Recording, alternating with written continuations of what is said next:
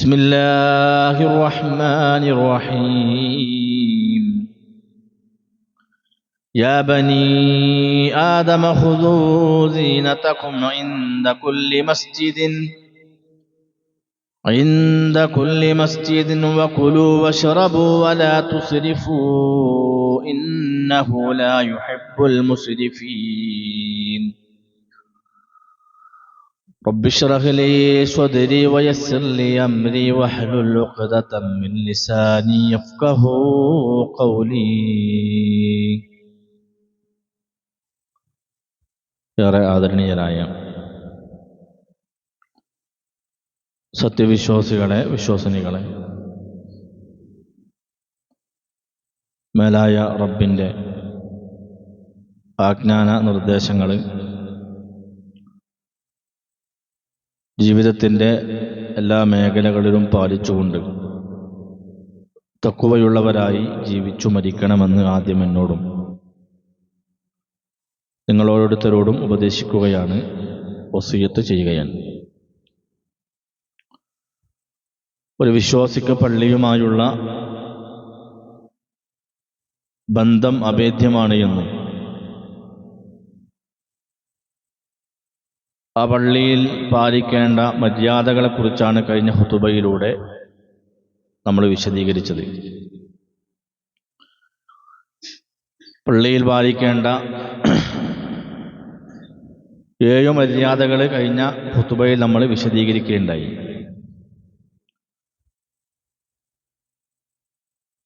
ഇനി 8ാമതായി നമ്മൾ മനസ്സിലാക്കേണ്ടത്, പള്ളിയിലേക്ക് പോകുമ്പോൾ ഏറ്റവും നല്ലതും വൃത്തിയുള്ളതുമായ വസ്ത്രം ധരിച്ചുകൊണ്ട് പുറപ്പെടുക എന്നുള്ളതാണ്. അള്ളാഹുവിനുള്ള ആരാധനാ കർമ്മങ്ങൾ നിർവഹിക്കുമ്പോൾ നല്ല വസ്ത്രധാരണം സ്വീകരിക്കുക എന്നത് തഖ്വയുടെ ഈമാനിൻ്റെ അടയാളമാണ്. ചില ആളുകൾ വീടുകളിൽ മാത്രം ധരിക്കാറുള്ള വസ്ത്രം ധരിച്ചുകൊണ്ടൊക്കെ പള്ളിയിൽ ജമാഅത്തിന് വരുന്ന ആളുകളെ കാണാൻ പറ്റും.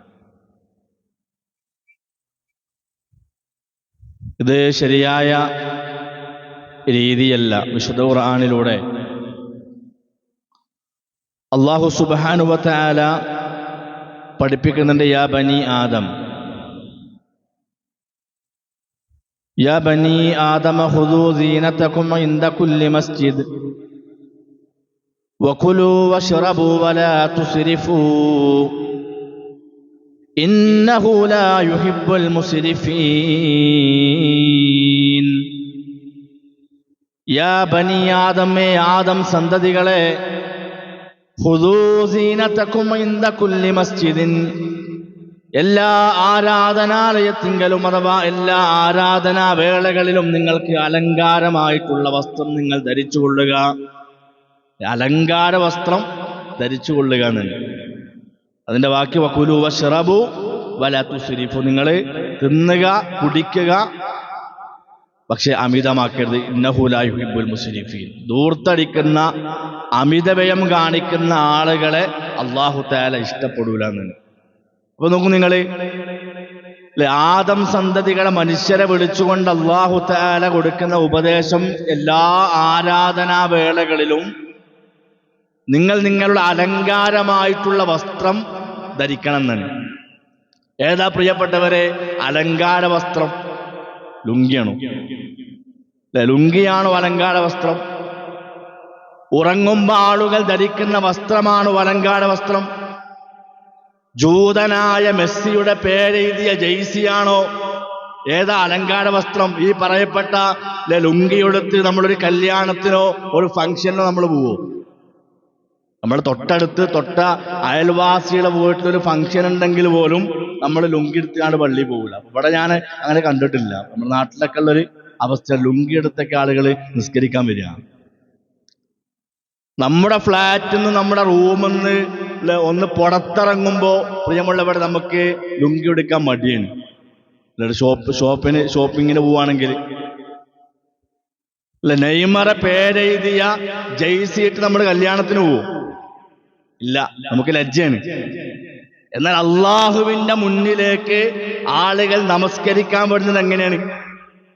നമസ്കാരം എന്ന് പറഞ്ഞാൽ പ്രിയമുള്ളവരെ റബ്ബുമായിട്ടുള്ള മുനാജാത്താണ്, റബ്ബുമായിട്ടുള്ള സംസാരമാണ്. ഒരു അടിമയും റബ്ബും തമ്മിലുള്ള സംസാരമാണ് നിസ്കാരം. ആ റബ്ബിന്റെ മുന്നിലേക്ക് ആളുകൾ സംസാരിക്കാൻ വരും. എങ്ങനെ അറിയങ്ങൾ? അല്ലെ, ക്രിസ്ത്യാനോ റൊണാൾഡോ, നെയ്മർ, അല്ലെ മെസ്സി, ഇവരൊക്കെ ജെയ്സി അണിഞ്ഞ് അതേപോലെ തന്നെ വിയർപ്പിന്റെ മണമുള്ള വസ്ത്രം ധരിച്ച്, ഉറങ്ങുമ്പോ ധരിച്ചിരുന്ന വസ്ത്രം ധരിച്ച്, ഭക്ഷണം പാകം ചെയ്ത അതേ വസ്ത്രത്തിലൊക്കെയാണ് പല ആളുകളും പള്ളിയിലേക്ക് വരിക. ഇതൊക്കെ അള്ളാഹുവിന്റെ ചിഹ്നങ്ങളെ അനാദരിക്കുന്നതിന് തുല്യാണ്. അള്ളാന്റെ ചിഹ്നങ്ങളെ അനാദരിക്കുക. ذلك ومن يعظم شعائر الله فإنها من تقوى القلوب. ذلك ومن يعظم شعائر الله. ആര് അള്ളാഹുവിന്റെ മതചിഹ്നങ്ങളെ ആര് ആദരിക്കുന്നുവോ ബഹുമാനിക്കുന്നുവോ ഫഇന്നഹാ മിൻ തഖ്വൽ ഖുലൂബ്, അത് ഹൃദയത്തിൽ തഖ്വയുണ്ട് എന്നുള്ളതിന്റെ അടയാളമാണ്. അപ്പൊ നല്ല വസ്ത്രം ധരിച്ച് പള്ളിയിലേക്ക് വരിക എന്നത് പ്രിയമുള്ളവരെ ഇസ്ലാമിന്റെ ശായിറാണ്, അള്ളാഹുവിന്റെ ചിഹ്നമാണ്. ആ ചിഹ്നത്തെ ആദരിക്കുക എന്നത് അത് തഖ്വയുള്ള ആളുകളുടെ അടയാളമായിക്കൊണ്ടാണ് പ്രിയമുള്ളവരെ പഠിപ്പിക്കുന്നത്. അതുകൊണ്ട് ഉള്ളതിൽ നല്ല വസ്ത്രം ധരിച്ചാണ് അള്ളാഹുവിന്റെ ഭവനങ്ങളിലേക്ക്, പള്ളികളിലേക്ക് നമ്മൾ ജുമുഅക്ക് മാത്രമല്ല ജമാഅത്തിന് വരെ നമ്മൾ എത്തേണ്ടത്. ഒമ്പതാമത്തത് പ്രിയമുള്ളവരെ ദന്തശുദ്ധീകരണമാണ്. നമ്മുടെ പല്ല് വൃത്തിയാക്കുക, നമ്മുടെ വായ വൃത്തിയാക്കുക എന്നുള്ളതൊക്കെ. പള്ളിയിൽ വരുമ്പോൾ പല്ല് തേക്കുന്നത്, വായ വൃത്തിയാക്കുന്നത് അല്ലെ വളരെ പ്രധാനപ്പെട്ട സുന്നത്താണ്. അല്ലെ, വരുന്നവരിൽ പല രൂപത്തിലുള്ള ആളുകൾ ഉണ്ടാവും. അല്ലെ, വായിൽ നല്ല ദുർഗന്ധമുള്ള ആളുകൾ ഉണ്ടാവും, സ്വാഭാവികമാണ്. മനുഷ്യൻ കഴിക്കുന്ന ഭക്ഷണത്തിൻ്റെയും ഒക്കെ പ്രശ്നമാണത്. അല്ലെ, ചില ആളുകൾക്കുള്ള ഹോർമോണിന്റെ ഒക്കെ പ്രശ്നമാണ്. പക്ഷേ പള്ളിയിൽ വരുന്ന സമയത്ത് അത് വൃത്തിയാക്കൽ പ്രത്യേകമായ സുന്നത്ത്. അല്ലെ, വരുന്നവരിൽ പല സ്വഭാവക്കാരുണ്ടാവും. ചിലപ്പോ പുകവലിക്കുന്ന ആളുകളുണ്ടാവും. വൃത്തിയാക്കാതെ വരുമ്പോ മറ്റുള്ളവർക്കത് പ്രയാസമാണ്. പള്ളിയിൽ നിസ്കരിക്കാൻ വരുന്ന ആളുകൾ മാത്രല്ല, അള്ളാഹുവിന്റെ പരിശുദ്ധരായ മലക്കുകളുടെ സാന്നിധ്യം ആ പള്ളികളിലുണ്ട്. അതുകൊണ്ട് മനുഷ്യർക്ക് ബുദ്ധിമുട്ടുണ്ടാക്കുന്ന ഏതൊക്കെ കാര്യങ്ങളുണ്ടോ അത് മലക്കുകൾക്കും പ്രയാസം ഉണ്ടാക്കുന്നതാണ് പ്രവാചകൻ സല്ലല്ലാഹു അലൈഹി വസല്ലമ പ്രിയമുള്ളവരെ പഠിപ്പിക്കുന്നത്. അതുകൊണ്ടാ പ്രവാചകൻ പറഞ്ഞു, ലൗലാ അന്ന ശുഖാല ഉമ്മത്തി ലഅമർതുഹും ബിൽ വുദൂഇ ഇൻദ കുല്ലി സ്വലാത്തിൻ.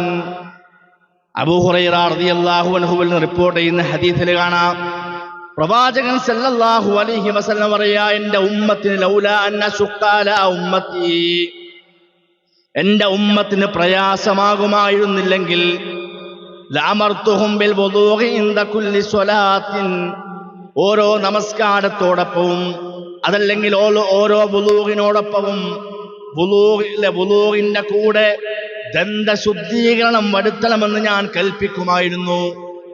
എൻ്റെ ഉമ്മത്തിനത് പ്രയാസമാകുമെന്നത് കൊണ്ടാണ് ഞാനത് നിർബന്ധാക്കാതെ തന്നത്. അപ്പൊ വുളൂഇന്റെ മുമ്പ് അല്ലെങ്കിൽ നമസ്കാരത്തിന്റെ മുമ്പ് പല്ല് തേക്കുക എന്നുള്ളത് പ്രിയമുള്ളവരെ പ്രബലമായിട്ടുള്ള സുന്നത്താണ്. പുകവലിക്കുന്ന ആരെങ്കിലൊക്കെ ഈ സദസ്സിലുണ്ടെങ്കിൽ ഗൗരവത്തോടു കൂടി പ്രിയമുള്ളവരെ ചിന്തിക്കുക. അള്ളാഹു ഹലാലാക്കിയ ഉള്ളി വെളുത്തുള്ളിയൊക്കെ തിന്ന ആളുകളോട് പ്രവാചകൻ പറഞ്ഞാൽ എന്താ? അല്ലെ, ഉള്ളിയും വെളുത്തുള്ളിയൊക്കെ ഹലാലായ സാധനമാണല്ലോ, മനുഷ്യർ ഭക്ഷിക്കാൻ വേണ്ടി അള്ളാഹ് അനുവദിക്കപ്പെട്ട സാധനമാണ്. ഇത് ഭക്ഷിച്ച ആളുകളോട് പ്രവാചകൻ പറഞ്ഞ എന്താ? അൻ ജാബിർ ബിൻ അബ്ദുല്ലാ റളിയല്ലാഹു അൻഹു زعم أن النبي صلى الله عليه وسلم قال من أكل ثوما أو بصلا فليعتزلنا. ആരെങ്കിലും വെളുത്തുള്ളിയോ ചുവന്നുള്ളിയോ അല്ലെങ്കിൽ ഉള്ളിയോ ഭക്ഷിച്ചാൽ നമ്മിൽ നിന്ന് ഫല്യഅ്തസിൽന, അവൻ നമ്മളിൽ നിന്ന് വിട്ടു നിൽക്കട്ടെ എന്ന്. ഫല്യഅ്തസിൽ മസ്ജിദന, അല്ലെങ്കിൽ നമ്മുടെ പള്ളിയിൽ നിന്ന് അവൻ മാറി നിൽക്കട്ടെ, വിട്ടു നിൽക്കട്ടെ. വൽയഖഉദു ഫീ ബൈതിഹി, അവനവന്റെ വീട്ടിലിരിക്കുകയും ചെയ്യട്ടെ. വെളുത്തുള്ളിയും ഉള്ളയും തിന്ന ആളുകൾ അവിടെ വീട്ടിലിരിക്കട്ടെ, പള്ളിയിൽ വരണ്ടാണ്. ആളുകൾക്ക് അത് ഉപദ്രവമാണ്. അവിടെ വായിൽ നിന്ന് വരുന്ന ആ സ്മെല്ല് അത് ആളുകൾക്കും മലക്കുകൾക്കും പ്രയാസമുണ്ടാക്കുന്ന പ്രവാചകൻ സല്ലല്ലാഹു അലൈഹി വസല്ലം. അള്ളാഹു ഹലാലാക്കിയ ഒരു സാധനത്തെ കുറിച്ചാണ് അള്ളാഹു തആല അത് പഠിപ്പിക്കുന്നത്.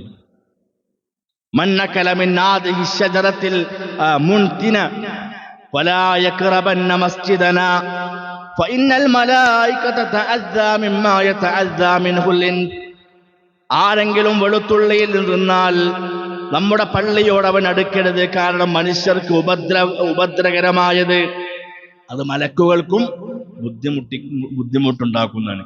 മഹാനായ ഉമർ ഇബ്നുൽ ഖത്താബ് റളിയല്ലാഹു അൻഹു ജുമുഅ ഖുതുബ നിർവഹിക്കെ അദ്ദേഹം പറഞ്ഞൊരു വാക്കാണ്.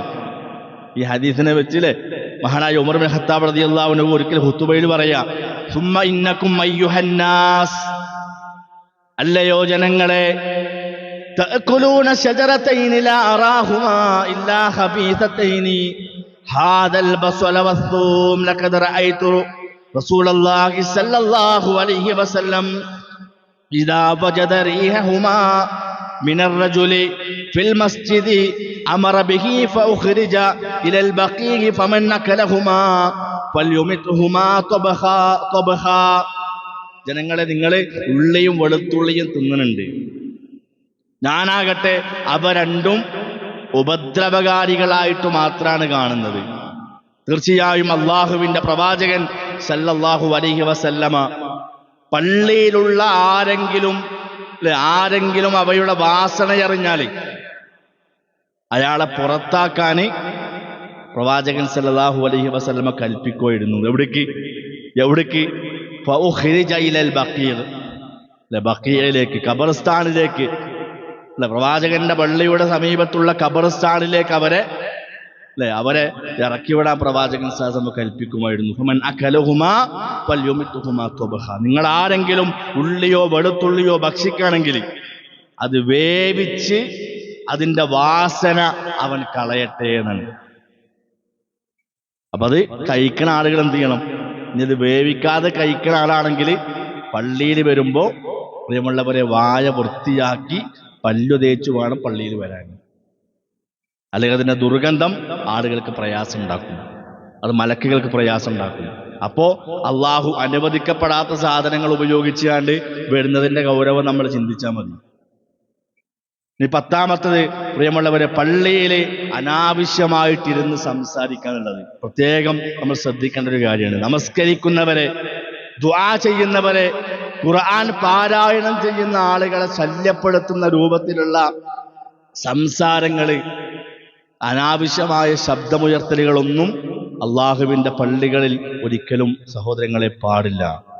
അബ്ദുല്ലാഹി ഇബ്നു മസ്ഊദ് റളിയല്ലാഹു അൻഹു റിപ്പോർട്ട് ചെയ്യുന്ന ഹദീസിൽ കാണാം, ഖാല റസൂലുള്ളാഹി സ്വല്ലല്ലാഹു അലൈഹി വസല്ലം സയകൂനു ഫീ ആഖിരിസ് സമാനി ഖൗമുൻ യജ്ലിസൂന ഫിൽ മസാജിദി ഹിലഖൻ ഹിലഖാ മുനാഹുമുദ് ദുനിയാ ഫലാ തുജാലിസുഹും ഫലൈസ അല്ലാഹു ഫീഹിം ഹാജ.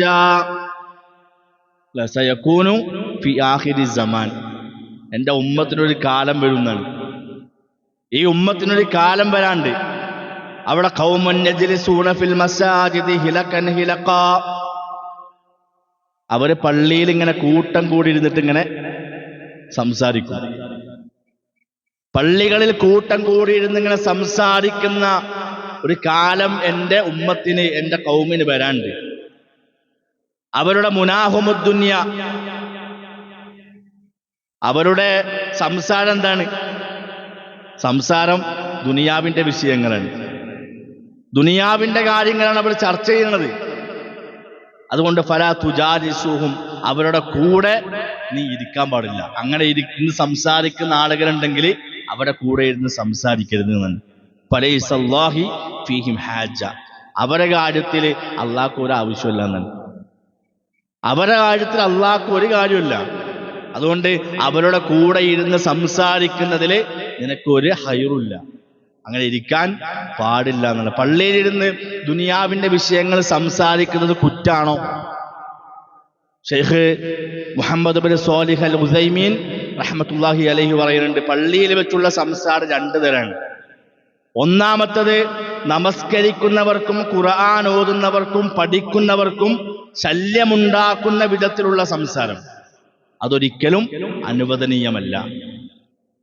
നമസ്കരിക്കുന്നവരെയും ഖുർആൻ ഓതുന്നവരെയും പഠിക്കുന്നവരെയും ശല്യം ചെയ്യാൻ ഒരാൾക്കും അവകാശമില്ല.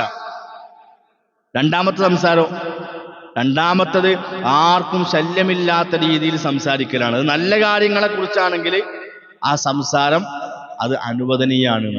ഇപ്പൊ ദുനിയാവിന്റെ വിഷയങ്ങളാണെങ്കിലും അതിൽ വിരോധിക്കപ്പെട്ടതും അനുവദനീയായതുണ്ട്. ദുനിയാവിന്റെ വിഷയങ്ങളിൽ പറ്റി ഹറാമുകൾ കൂടിക്കലരാത്ത സത്യസന്ധമായ സംസാരങ്ങൾ പള്ളിയിൽ വെച്ച് അനുവദനീയാണ്. തമാശ അറിഞ്ഞിരിക്കലല്ല.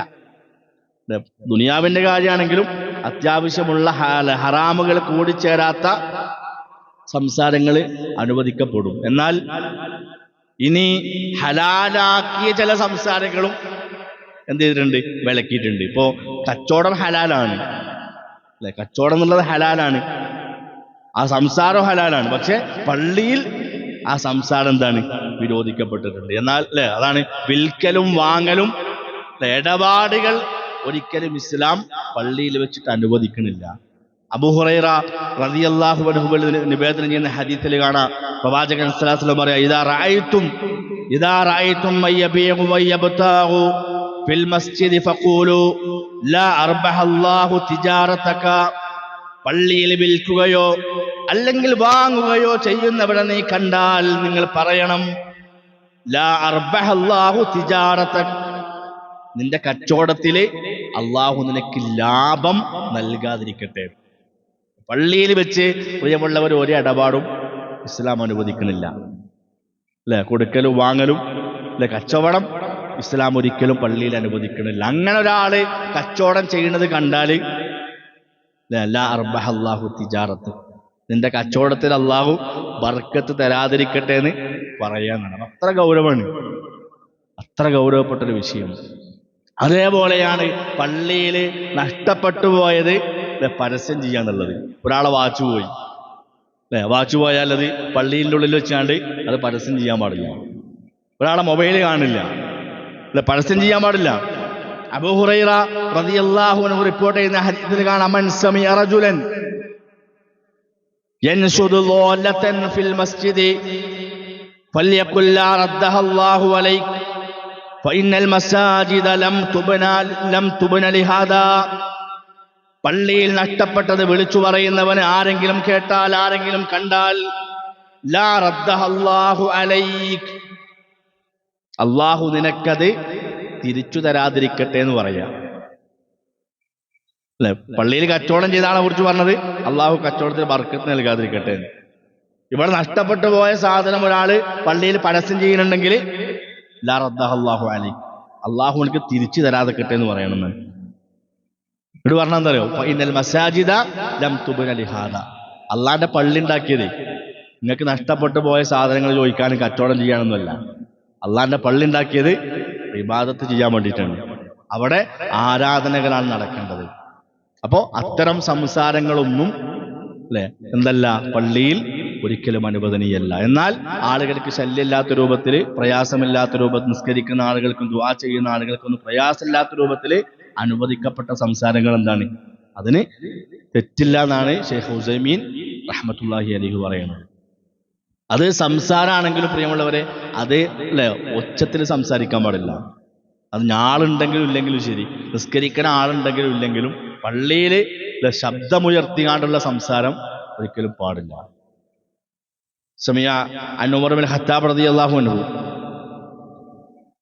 അദ്ദേഹം റജുലൻ റാഫിഅൻ സൗതഹു ഫിൽ മസ്ജിദി, ഒരാളിങ്ങനെ പള്ളിയിൽ ഇങ്ങനെ ശബ്ദമുയർത്തിക്കാണ്ട് ഇങ്ങനെ സംസാരിക്കുന്നുണ്ട്. ഫഖാല അതദ്രി ഐന അൻത്, അപ്പൊ അദ്ദേഹം ആ മനുഷ്യനോട് ചോദിക്കാണ്, നീ എവിടെയാണ് നിനക്കറിയോ? നീ എവിടെയാണെന്ന് നിനക്കറിയോ? ശായിബ് റളിയല്ലാഹു അൻഹുവിൽ നിന്ന് റിപ്പോർട്ട് ചെയ്യുന്ന ഹദീസിൽ കാണാൻ, ഞാൻ പള്ളിയിൽ ഇരിക്കുമ്പോ എൻ്റെ ബാക്കിൽ നിന്ന് അല്ല എൻ്റെ പുറത്തേക്ക് ഒരു കല്ലിങ്ങനെ വന്ന് തട്ടി. ആരോ എന്നെ കല്ലെടുത്തെറിഞ്ഞിട്ടുണ്ട്. ഞാൻ ബാക്കിലേക്ക് തിരിഞ്ഞു നോക്കിയപ്പോൾ അതാരാണ്? അത് ഉമർ ഇബ്നു ഖത്താബ് റളിയല്ലാഹു അൻഹു ആണ്. അപ്പൊ അദ്ദേഹം ഇങ്ങനെ ചൂണ്ടിക്കാണിച്ചിട്ട് പറയാണ്, ആ രണ്ടാൾക്കാരെ അങ്ങോട്ട് വിളിക്കുന്നു. എൻ്റെ മേത്തേക്ക് കല്ലെറിഞ്ഞിട്ട് ഞാൻ തിരിഞ്ഞു നോക്കുമ്പോൾ ആരാണ്? ഉമറാണ് റളിയല്ലാഹു അൻഹു. അദ്ദേഹം പറയാണ്, ആ രണ്ടാൾക്കാരെ അങ്ങോട്ട് വിളിക്കുന്നു പറഞ്ഞു. അങ്ങനെ ഞാൻ അവരെ വിളിച്ചു കൊണ്ടുവന്നു. അപ്പോൾ ഉമർ ഇബ്നു ഖത്താബ് ചോദിക്കുകയാണ്, നിങ്ങൾ എവിടുത്തെ ആളുകളാണ്? അവരോട് പറഞ്ഞു, ഞങ്ങൾ തോയിഫിലെ ആൾക്കാരാണ്, ഞങ്ങൾ തോയിഫിൽ നിന്ന് വന്നതാണ്. അപ്പൊ ഉമർ പറഞ്ഞ മറുപടി എന്താ അറിയോ? നിങ്ങൾ രണ്ടുപേരും ഈ നാട്ടുകാരായിരുന്നെങ്കിൽ പ്രവാചകൻ സല്ലല്ലാഹു അലൈഹി വസല്ലമയുടെ ഈ പള്ളിയിൽ വെച്ച് ശബ്ദകോലാഹലം ഉണ്ടാക്കിയതിന്, ഉച്ചത്തിൽ സംസാരിച്ചതിന് ഞാൻ നിങ്ങളെ ശിക്ഷിക്കുമായിരുന്നു. നിങ്ങൾ തോയിഫുകാരായതുകൊണ്ട് ഞാൻ നിങ്ങളെ വെറുതെ വിടുകയാണ്. എത്ര ഗൗരവമാണ് പ്രിയപ്പെട്ടവര്! ഇതൊക്കെ പ്രത്യേകം നമ്മുടെ ശ്രദ്ധയിലുണ്ടാവണം. പള്ളിയിലെ മര്യാദകൾ, ഒരുപാട് കാര്യങ്ങൾ നമുക്ക് വിശദീകരിക്കാനുണ്ട്. പക്ഷേ വളരെ പ്രധാനപ്പെട്ട ചില കാര്യങ്ങൾ മാത്രമാണ് സൂചിപ്പിച്ചത്. കൂടുതൽ പഠിക്കാൻ നമ്മളൊക്കെ ശ്രമിക്കുക. അല്ലാഹു സുബ്ഹാനഹു വ തആല അവന്റെ നിയമങ്ങൾ കൃത്യമായി പാലിക്കുന്ന വിശ്വാസിനികളിൽ നമ്മൾ ഉൾപ്പെടുത്തി അനുഗ്രഹിക്കുമാറാകട്ടെ.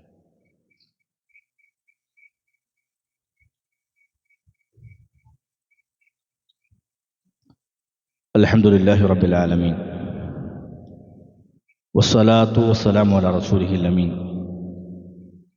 വഅലാ ആലിഹി വസ്വഹ്ബിഹി വമൻ തബിഅഹും ബിഇഹ്സാൻ ഇലാ യൗമിദ്ദീൻ. അമ്മാ ബഅദ്. തഖ്വല്ലാഹ ഇബാദല്ലാഹ്.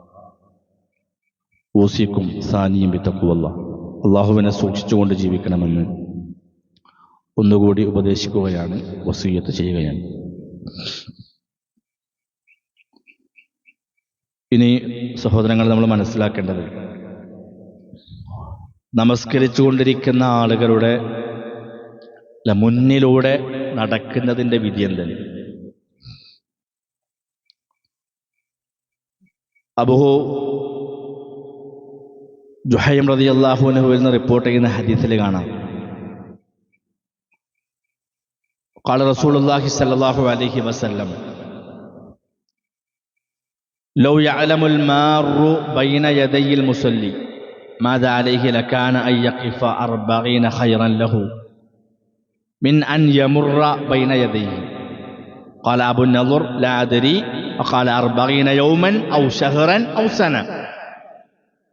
നമസ്കരിച്ചുകൊണ്ടിരിക്കുന്നവന്റെ മുമ്പിലൂടെ നടക്കുന്നവന്റെ മേൽ എന്താണ് പാപമായി ഉള്ളതെന്ന് അവർ അറിഞ്ഞിരുന്നെങ്കിൽ എന്നാണ്.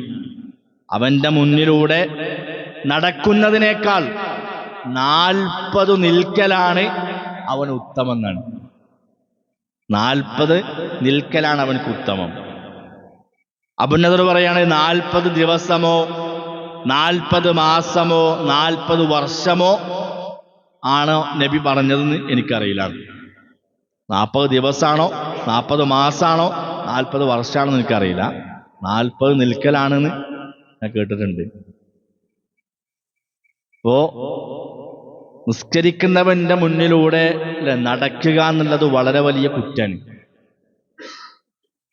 നമസ്കരിക്കുന്ന ആളുകൾ ശ്രദ്ധിക്കേണ്ട കാര്യം എന്താ? നമസ്കരിക്കുന്ന ആളുകൾ ശ്രദ്ധിക്കേണ്ടത്, മുന്നിൽ നമസ്കരിക്കുമ്പോൾ ഒരു മറ സ്വീകരിക്കണം. അല്ല, സുത്ര എന്ന് പറയാം അറബിയിൽ, സുത്ര. നിസ്കരിക്കുന്നവന്റെ മുന്നിൽ മറ വേണം. യസീദ് ഇബ്നു അബി ഉബൈദ റളിയല്ലാഹു അൻഹു എന്ന് റിപ്പോർട്ട് ചെയ്യുന്ന ഹദീസിൽ കാണാം, പ്രവാചകൻ സല്ലല്ലാഹു അലൈഹി വസല്ലമ പറയേണ്ടത്, ഞാൻ സലമത്ത് ഇബ്നു അക്വഇന്റെ കൂടെ അങ്ങനെ വരുമ്പോ മുസ്ഹഫിന്റെ അടുത്തുള്ള തൂണിന്റെ അരികിൽ അദ്ദേഹം ഇങ്ങനെ നിസ്കരിക്കുന്നുണ്ട്.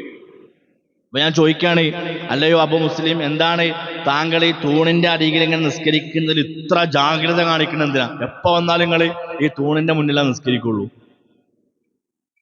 അപ്പൊ അദ്ദേഹം പറയാൻ, നിശ്ചയം പ്രവാചകൻ സല്ലല്ലാഹു അലൈഹി വസല്ലമ ആ തൂണിന്റെ അരികിൽ നമസ്കരിക്കാൻ ജാഗ്രത കാണിക്കുന്നത് ഞാൻ കണ്ടിട്ടുണ്ട് എന്നാണ്. പ്രവാചകൻ അങ്ങനെ നിസ്കരിക്കല്.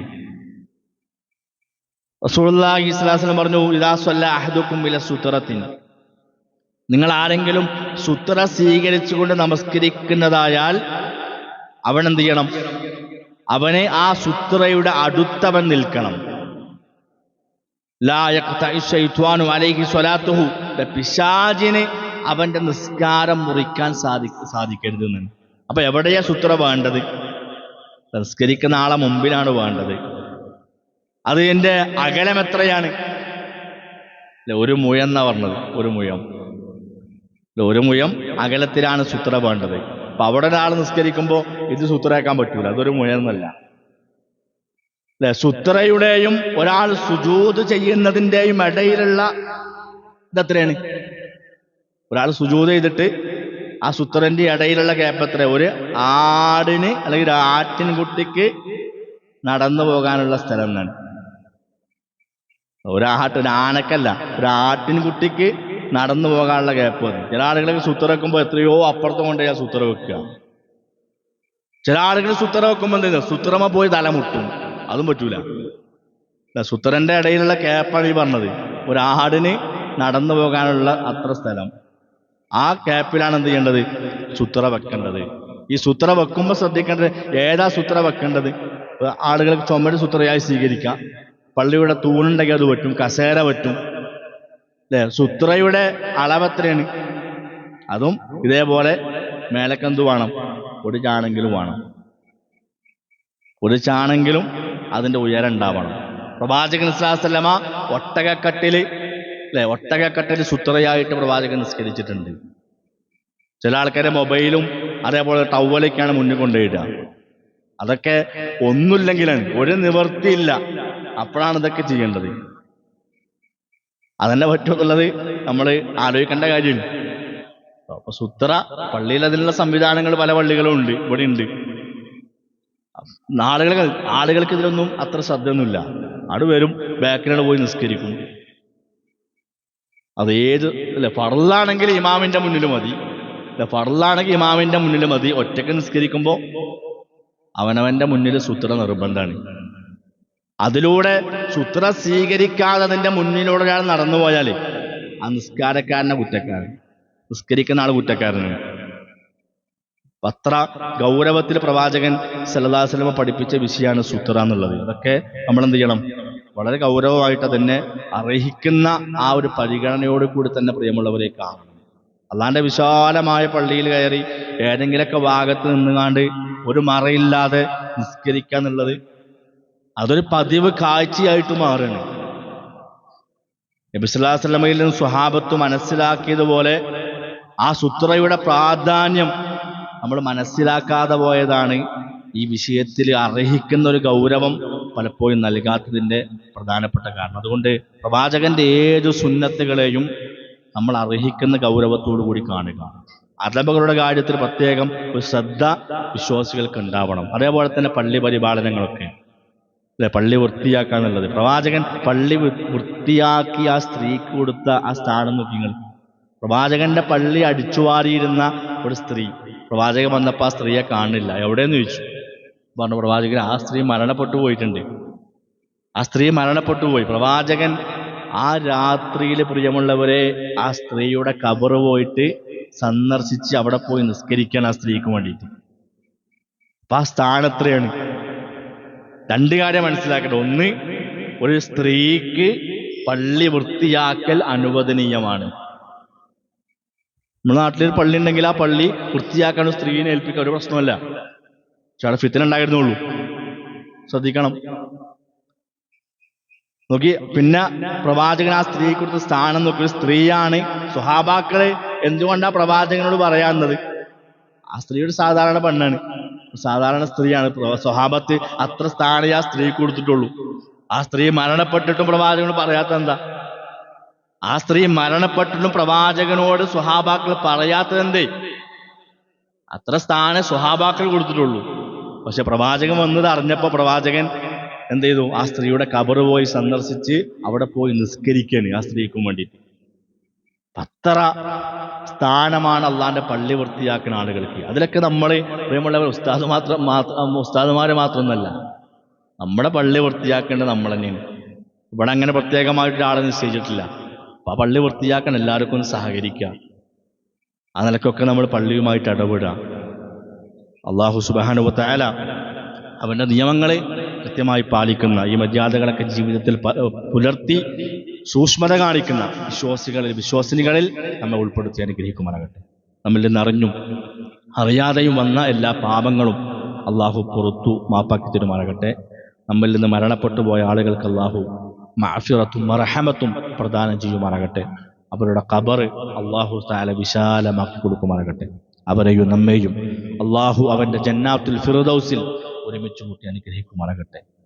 ഹക്കായി മനസ്സിലാക്കാനും ഹക്കിൻ്റെ കൂടെ നിലനിൽക്കുവാനും ഈമാനോടുകൂടി മരിക്കാനുള്ള തൗഫീഖ് അള്ളാഹു നമുക്ക് എല്ലാവർക്കും പ്രദാനം ചെയ്യുമാറാകട്ടെ. നമ്മുടെ പാപങ്ങളെല്ലാം അള്ളാഹു പുറത്തു തരുമാറാകട്ടെ. നമ്മുടെ കുടുംബത്തിലും നമ്മുടെ കച്ചവടത്തിലും നമ്മുടെ സമ്പത്തിലൊക്കെ അള്ളാഹു ഖൈറും ബറക്കത്തും പ്രദാനം ചെയ്യുമാറാകട്ടെ. അള്ളാഹു നമ്മുടെ കടങ്ങളെല്ലാം ദൂരീകരിച്ച് തരുമാറാകട്ടെ.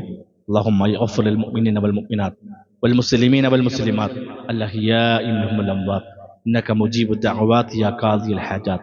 اللهم أعز الإسلام والمسلمين وأذل الشرك والمشركين وانصرنا على القوم الكافرين.